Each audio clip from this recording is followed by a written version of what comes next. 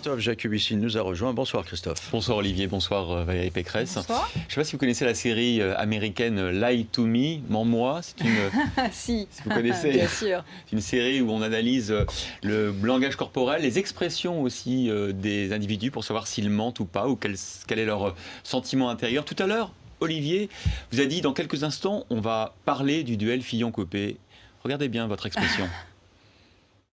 On va marquer une pause et puis ensuite on parle de la bataille Copé-Fillon pour la présidence de l'UMP. Ah, c'est horrible, parce qu'en plus on est filmé tout le temps maintenant. Ah non, mais c'est... Ça voulait dire quoi? Ça voulait dire encore un bon moment à passer avec des journalistes. Vous êtes agacé finalement par cette bataille de chefs, bataille d'ego? Je crois que la question du leadership, il faut la poser à un moment donné. Et je crois que les ambitions personnelles, c'est les ambitions personnelles, ça fait partie de la politique.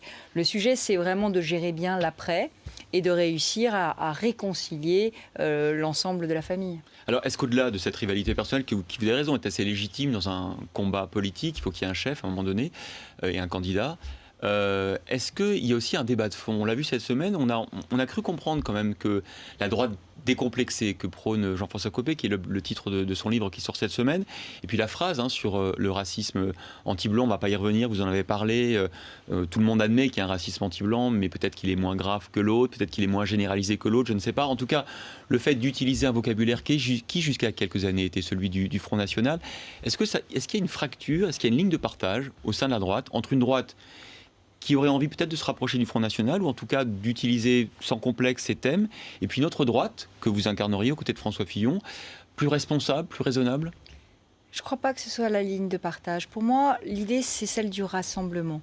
Nous voulons parler vraiment aux électeurs qui sont partis au Front National, et nous leur parlerons de sécurité. Nous leur parlerons... aussi, il leur parle précisément, justement. Oui, mais c'est pour ça que je vous dis que ce n'est pas la ligne de fracture. Je ne crois pas que ce soit la ligne de fracture. La ligne de fracture, c'est... Qu'est-ce qu'on propose à des Français qui ont voté FN?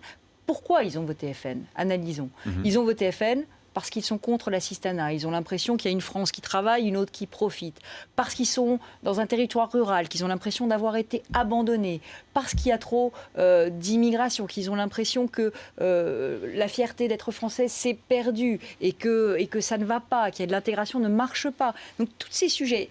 La sécurité, parce qu'ils ont l'impression que la société est ultra violente et qu'on n'est pas assez ferme. Sur tous ces sujets, la même chose que Jean-François Copé? Ah ben non, on ne répond pas la même chose. D'ailleurs, là, Alors où est la différence? Par exemple, je prends un exemple très concret. Jean-François Copé a dit qu'il était pour la suppression de l'aide médicale d'État. Nous ne sommes pas pour la suppression de l'aide médicale d'État. Nous sommes favorables à ce qu'on rétablisse la franchise. La franchise, c'est quoi? C'est de dire on paye 50 € pour avoir droit à l'aide médicale d'État parce qu'il n'y a pas de raison qu'un étranger en situation irrégulière ait plus de droits qu'un étranger en situation régulière ou qu'un Français. Donc vous, Olivier Rizzo, donc vous ne répondez pas exactement de la même manière aux problèmes qui se posent. Vous avez fait le même diagnostic que Jean-François Copé, mais vous n'apportez pas tout à fait les mêmes réponses à vos sympathisants, à vos adhérents. Rassembler. Pour rassembler, il faut à la fois garder la droite qui est... j'allais dire, la plus à droite, populaire, souverainiste, ça dépend de comment elle s'appelle. Il faut garder cette droite-là, mais il faut aussi aller chercher au centre des électeurs qui, jusqu'à présent, votaient à droite et qui, là, sont partis et ont voté Hollande. Et on ne peut pas tout dire parce qu'on veut aussi séduire cet électeur du centre.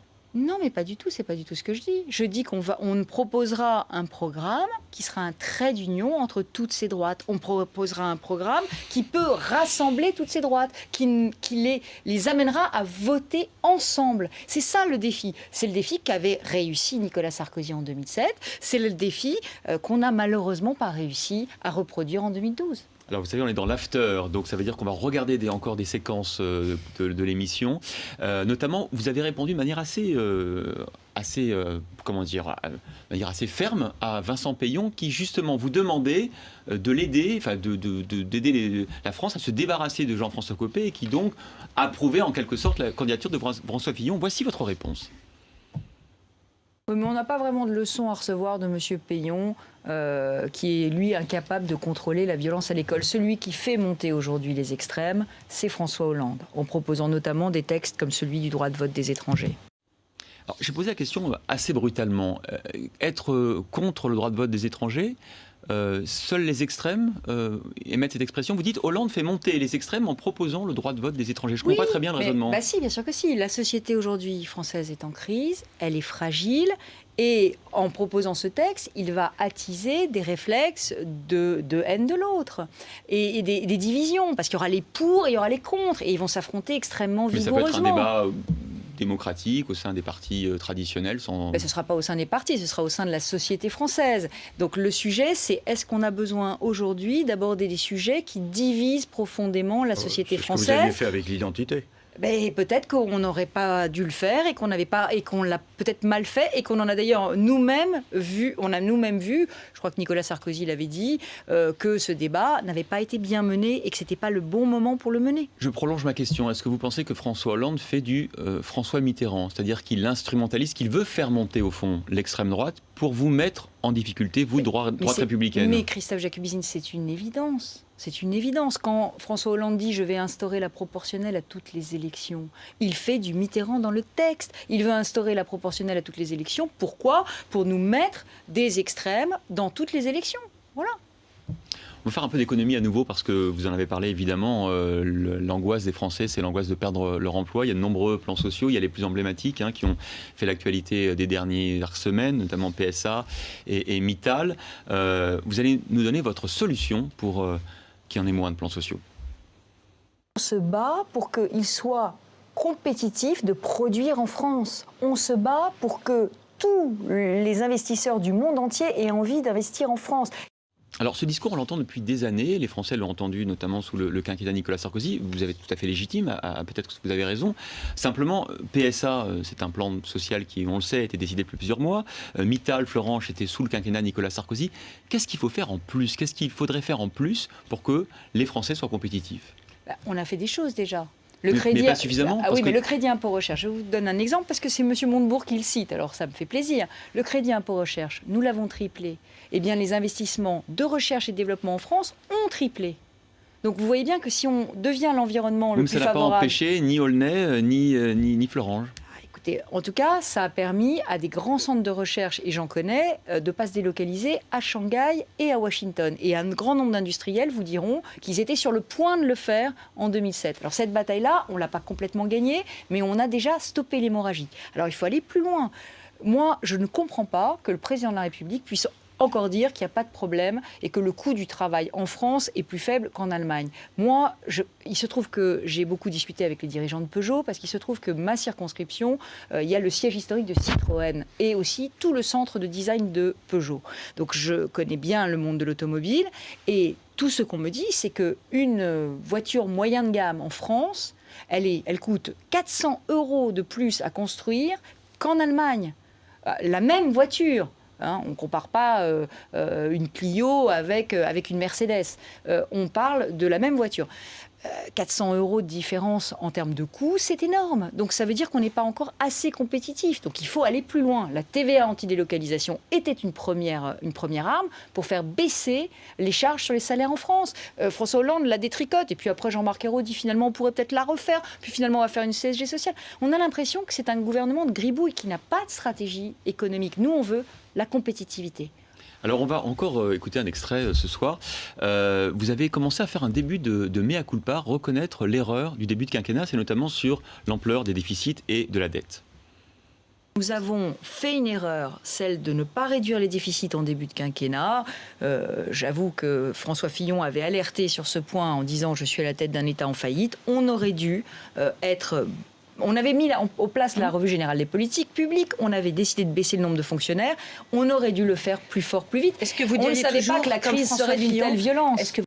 Alors, quelle erreur exactement ? Parce que quand je regarde le début du quinquennat, finalement, ce qui a coûté très cher, c'est le paquet fiscal, notamment pas le bouclier fiscal qui n'a jamais coûté cher. Attendez, ça, c'est une invention. Les heures sup, tiens, parlons-en des heures sup, plusieurs milliards. Est-ce que c'est ça qu'il ne fallait pas faire ? Qu'est-ce qu'il ne fallait pas faire en début ? Je n'ai pas compris. Non, mais le sujet, c'est que quand nous sommes arrivés en 2007, nous ne savions pas qu'un an plus tard allait arriver le tsunami de la crise. Si nous l'avions su, nous aurions certainement eu une stratégie politique différente. Oui, mais ce qui coûte cher au début du quinquennat, vous le savez, je ne parle même pas du bouclier, c'est le paquet fiscal. Oui, mais le paquet fiscal, il y a plein de mesures dedans. Oui, enfin, il y a notamment la défiscalisation des intérêts d'emprunt pour l'achat du logement. Que vous avez abandonné au bout de 2 ans ?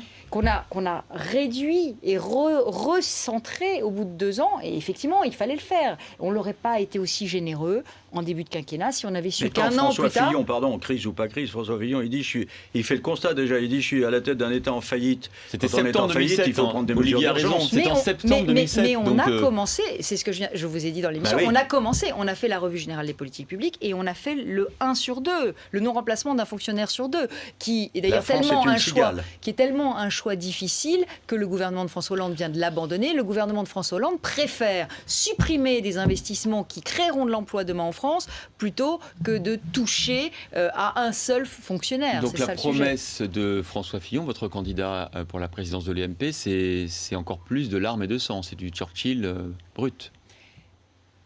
François Fillon pense qu'il faut dire la vérité.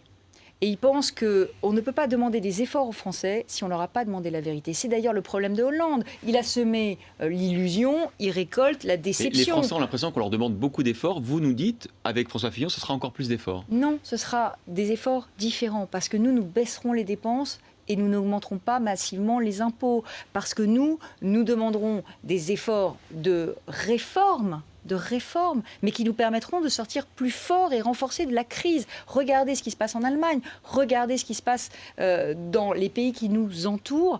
On ne peut pas avoir la rigueur sans la réforme. La rigueur sans la réforme, ça mène le pays dans le mur. C'est ce qu'est en train de faire François Hollande. Merci Valérie Pécresse d'avoir été avec nous ce soir. Merci Christophe. C'est la fin de ce BFM Politique. Dans un instant, le journal de 20h vous sera présenté par Marc Hautemans. Très bonne soirée à tous.